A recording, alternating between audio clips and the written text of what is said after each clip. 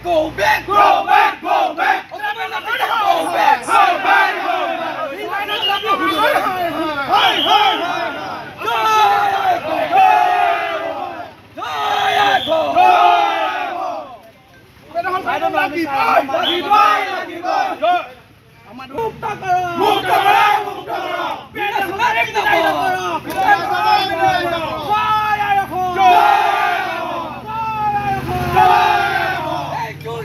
Jolly boy! Hey, hook up Jolly Chan! Jolly boy! Hey, Jolly Chan! Jolly boy! Hey, hook up Jolly Chan! Jolly boy! Bangladesh go back! Go back! Go back! Where we could have moved over like it! Where we could move over like it!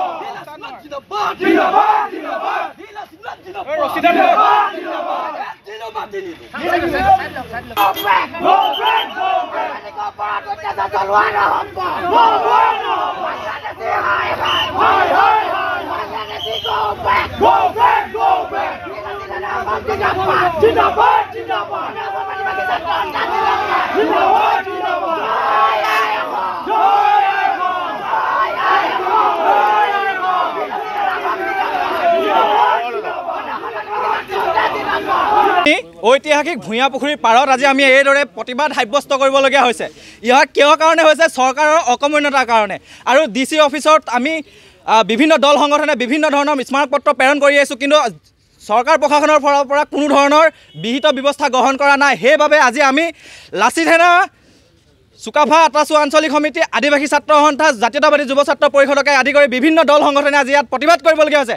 ইয়াৰ প্ৰতিবাদৰ ফলতো যদি চৰকাৰ প্ৰশাসনে এই ভূঞা পুখুৰীৰ যি বেদখল কৰিছে, এই বেদখলকাৰীক যদি উচ্ছেদ নকৰে, তেনেহ'লে আমি জাতীয় যিমান দল সংগঠন আছোঁ সকলোৱে আমাৰ নিজৰ ববীয়াকৈ আমি ব্যৱস্থা কৰিম।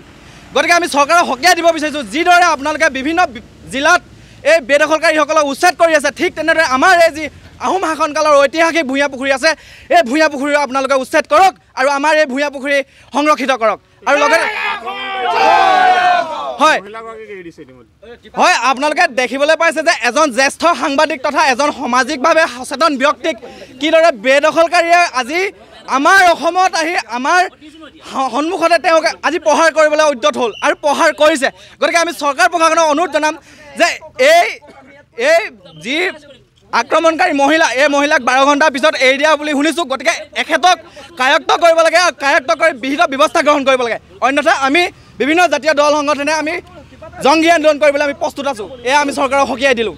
চৰাইদেউ জিলাৰ আমাৰ আহোমৰ ৰাজধানী যি এই ভূঞা পুখুৰীত ইতিহাস প্ৰসিদ্ধ এই বিজড়িত ভূঞা পুখুৰী আচলতে বেদখলৰ কবলত আমি জিলা প্ৰশাসনক আমি স্মাৰকপত্ৰ প্ৰদান কৰিছোঁ, আয়ুক্ত মহোদয়ক স্মাৰকপত্ৰ প্ৰদান কৰিছোঁ, ইয়াৰ স্থানীয় যি নেকি ৰাজহ চৰকাৰৰ বিষয়াক আমি স্মাৰকপত্ৰ প্ৰদান কৰিছোঁ। বৰ্তমানলৈকে এতিয়ালৈকে আচলতে উচ্ছেদ কৰা নাই। ইয়াত আমি বিলাচী থানা অসম আৰু আমাৰ বিভিন্ন টাই আহোমৰ জনগোষ্ঠী আৰু আচ্ছা সকলোৱে একগোট হৈ লৈ পিনে আজি ৰাজপথত ওলাই আহিবলগীয়া এনেকুৱা পৰিস্থিতি হৈছে।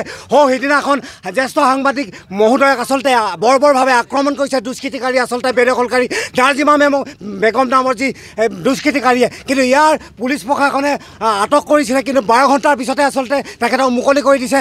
ইয়াৰ আমি আচলতে কোনো কাৰণতে গ্ৰহণযোগ্য হোৱা নাই। আমি পুলিচ প্ৰশাসনক আচলতে আমি ধিক্কাৰ জনাইছোঁ। আকৌ যাতে তেখেতক অতি সোনকালে অতি বিলম্বে আচলতে গ্ৰেপ্তাৰ কৰি জেল হাজতলৈ প্ৰেৰণ কৰিবৰ কাৰণে আমি দাবী উত্থাপন জনাইছোঁ।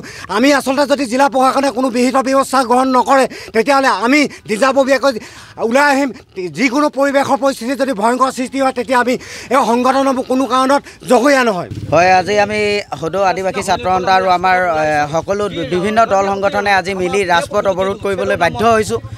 যিহেতু সিদিনা এজন জ্যেষ্ঠ সাংবাদিকক এগৰাকী মিয়া মহিলাই আক্ৰমণ কৰিলে তাৰ ক্ষেত্ৰত আমাৰ যি এই প্ৰশাসন আছে বা আমাৰ এই চৰকাৰখন আছে সকলোৱে এই বিষয়ত অৱগত কিন্তু তেওঁলোক আজিলৈকে নিমাত আৰু ইয়াত দল সংগঠনে আহি দেখাই দিয়াৰ স্বত্তেও আজি পৰ্যন্ত কিন্তু এই জেগাটোত এই ভূঞা পুখুৰী জেগাটোত যি বেদখল কৰি আছে এই মিয়া লোকসকলক কিন্তু আজিলৈকে তেওঁলোকে উচ্ছেদ নচলালে আমি এটা গোন্ধ পাইছোঁ যে অসম চৰকাৰে যে 2026ৰ কাৰণে তেওঁলোকে উচ্ছেদ কাৰ্যসূচীটো চলাইছে নেকি আজি যিজন মহিলাক আক্ৰমণ কৰিছিলে এজন জ্যেষ্ঠ সাংবাদিকক সেই সাংবাদিকজনক আক্ৰমণ কৰাৰ বাবে এখন এজাহাৰ দাখিল কৰা হৈছিলে এজাহাৰৰ ভিত্তিত সেই মহিলাগৰাকীক তেওঁলোকে গ্ৰেপ্তাৰ কৰিছিলে কিন্তু গ্ৰেপ্তাৰ কৰা 12 ঘণ্টাৰ পাছত তেওঁলোকে এৰি দিলে এইটো এটা একদম লজ্জাজনক বিষয় আৰু এই মহিলাগৰাকীক অতি শীঘ্ৰে আমি আদিবাসী ছাত্ৰ সন্থা তথা আমাৰ বিভিন্ন দল সংগঠনৰ দাবী যে অনতি পলমে এই মহিলাগৰাকীক